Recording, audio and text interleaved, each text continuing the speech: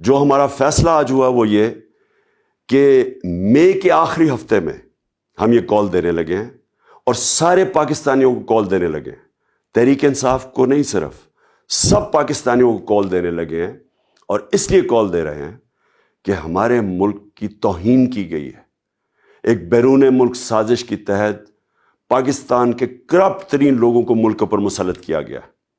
Cabinet میں 60% لوگ ضمانت پہ ہیں۔ جو پرائم منسٹر بنا ہے اس کو کرائم منسٹر کہتے ہیں۔ 40 ارب روپے کی انہوں نے ایف آئی اے اور نیب میں ان کے کرپشن کے کیسز ہیں۔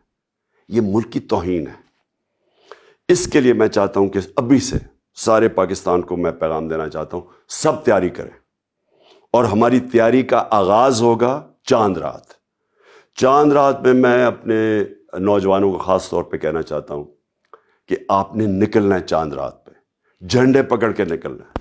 ساری دنیا کو آپ نے بتانا ہے کہ پاکستان ایک زندہ قوم ہے، اور انشاءاللہ اس کے بعد جو ہمارا اگلا لائعمل ہوگا وہ پوری تیاری ہوگی ہماری اسلام آباد مارچ، جو میرا ایمان ہے کہ پاکستان کی تاریخ کی یہ سب سے بڑی ایک ایسا مجمع جمع ہوگا، ایک عوام کا سمندر اسلام آباد میں آئے گا جو کہ یہ بتائے گا کہ کبھی اس کے بعد کوئی بیرونی ملک ہمارے اوپر ایک کرپٹ ٹولے کو مسلط نہیں کر سکے گا۔